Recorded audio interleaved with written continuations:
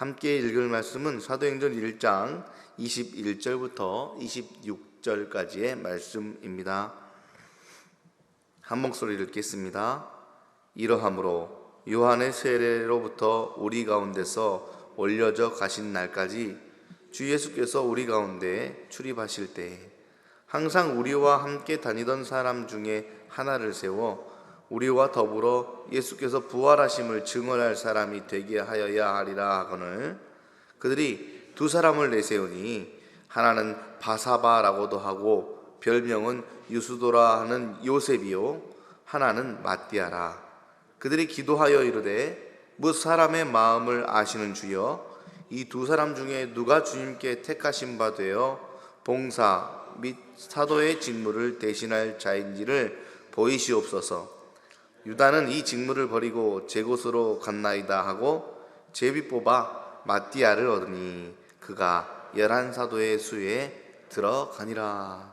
아멘. 하나님의 말씀입니다. 예수님이 승천하신 후에 제자들은 예루살렘으로 돌아왔습니다. 이 말이 그냥 쉬운 말이 아니에요. 가만히 묵상하다 보면 예수님이 승천하신 후에 각자의 자리로 뿔뿔이 흩어지는 것이 맞지 않을까라는 생각을 한번 해봅니다. 구심점이 사라졌잖아요. 그리고 이끌어줄 사람도 사라졌지 않습니까? 그러면 어떻게 되겠습니까?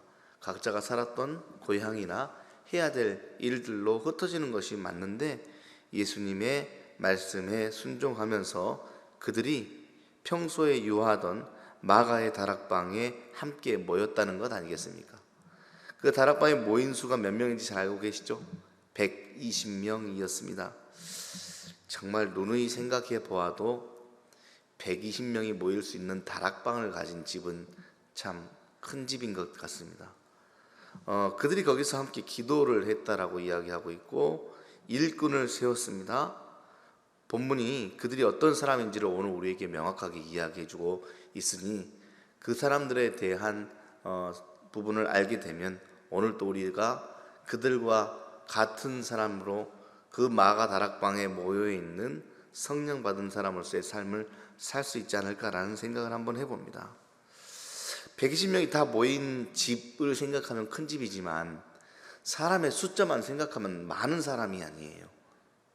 왜냐하면 그 120명으로부터 출발된 그 시작점으로 오늘 전 세계에 수많은 교회들이 세워지고 수많은 그리스도인들이 생겨났다라는 것을 생각해 보면 120명이라는 숫자는 큰 숫자가 아닙니다.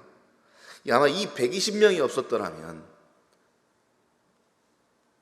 기독교는 한때 그냥 소수 종교, 그리스도인들은 예수님을 중심으로 했던 그냥 작은 이슈로 끝나버릴 그럴 사건이었는데 하나님께서는 이 120명의 남은 자와 그루터기와 같은 사람들을 통하여서 성령의 불같은 일들로 전 세계를 구원하는 사역을 시작하셨다라는 것이죠.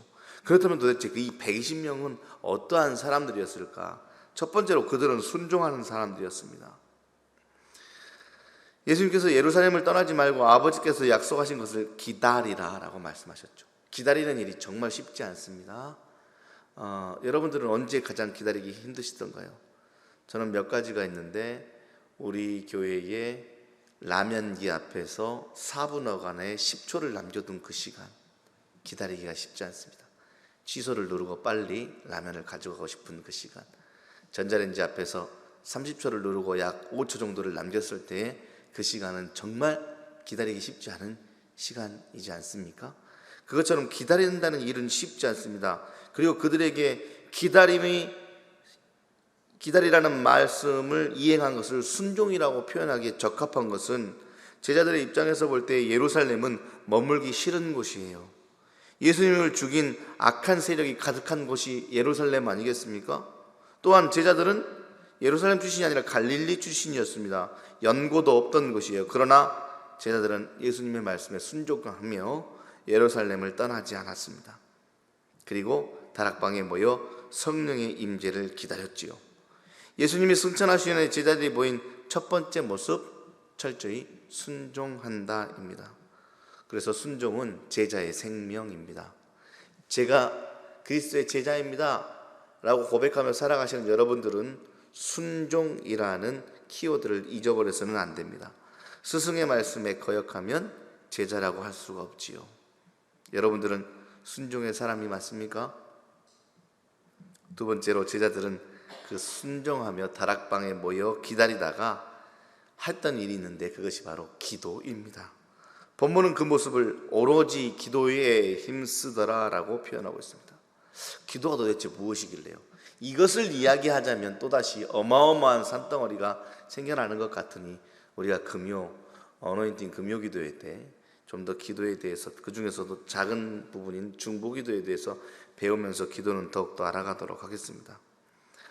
어쨌든 그들이 순종하며 기다리며 했던 행위는 기도였다라는 것을 우린 절대 잊어서는 안 됩니다. 자신들의 모든 것을 쏟아부어 기도에 집중했지요. 예수님께서도 중요한 사건, 십자가에 순종하기 이전에 겟세마네 동산에 올라 땀방울이 핏방울이 될 때까지 기도하셨다라고 하는 것을 보면, 기도라는 것은 정말 우리 삶에서 가장 중요한 행위라는 것을 우리는 알 수가 있습니다. 근데 재밌는 게 있어요. 마가 다락방에서 기도 모임 가운데 있는 120명의 무리 가운데 누가 있었는지가 참 재미있어요. 그 가운데는 누가 있었냐면 예수님의 친동생들이 있었다는 것을 여러분들 알고 계십니까? 그리고 예수님의 어머니 마리아도 그 기도에 함께 있었다는 것이죠. 성모 마리아라고 지칭할 정도로 신격화된 마리아지만 마리아도 주님께 기도해야 하는 연약한 사람이었습니다. 기도하지 않아도 될 특권층은 이 세상에 존재하지 않습니다. 오래 믿은 사람이 됐건 감 믿은 사람이든 남자든 여자든 교회 내 직분자든 아니든 상관없이 누구나 다 기도해야 합니다. 그래서 세상에서 제일 교만한 사람은 기도하지 않는 사람이다. 기억하며 오늘 기다림에 순종하고 그 가운데 기다리며 무엇 했습니까? 기도했습니다 라는 사실을 잊지 마십시오. 마지막으로 120명 그 사람들, 그래서 세계를 복음화하는 데에 초석이 되었던, 불꽃이 되었던 그 사람들은 주님께 맡길 수 있는 사람들이었습니다.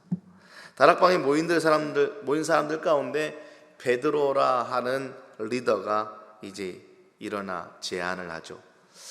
야, 우리 제자들 가운데 한 명이 비었다. 가룟 유다가 없지 않느냐. 그 빈자리를 다시 채워 복음을 전하는 일들에 힘을 써야겠다라고 하면서 제안을 합니다.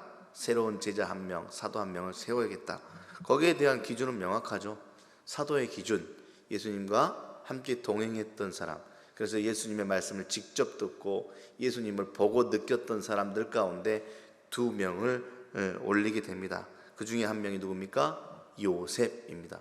가만히 살펴보면 요셉에 대한 설명을 잘하고 있어요. 뭐라고 불렸던 사람, 그리고 별명이 무엇이고 했다고, 실질적으로 뽑혔던 마띠아는 그 다음에 그 사람과 마띠아더라 라고 이야기하는 걸 보니까 그 이유가 무엇인지도 고민해보면 참 재미있을 것 같습니다.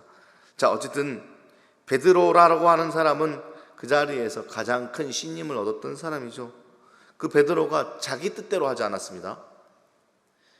자기 뜻대로 하지 않고 함께 했던 행위 중에 하나는 무엇이죠? 제비를 뽑았다라는 것이죠.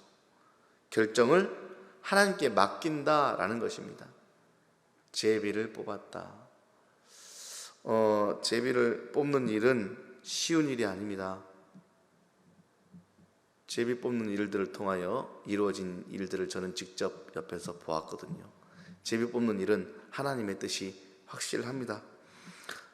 그렇게 하여 제비를 뽑아 본인이 충분히 쥐락펴락하며 이 사람으로 합시다, 저 사람으로 합시다 할 수 있는 일들을 내려놓고 주님께 맡겼던 일들을 바라보면서 또다시 선출된 마띠아를 통하여 온전한 조직을 갖추고 교회를 세워나가시는 하나님의 놀라운 일들을 우리는 사도행전을 통하여서 살펴보게 됩니다. 사랑하는 여러분, 오늘 하루는 이런 고민 한번 해보셨으면 좋겠습니다. 하나님께서 나에게 기다리라고 하신 곳은 어디일까? 혹은 하나님께서 나에게 이제는 달려가라 라고 하는 것은 무엇일까? 내가 그것에 순종하는 사람은 맞는가? 그리고 나는 기도하고 있는 사람이 맞는가? 그리고 순종하며 기도하여 얻은 일들에 대하여 주님께 온전히 내어 맡기고 살아가는 사람이 맞는가? 오늘 하루는 주님께 맡기십시오. 기도하십시오. 그리고 순종하며 사는 하루가 되기를 간절히 바라는 마음으로 내 삶을 잘 들여다보는 하루가 되시기를 바랍니다.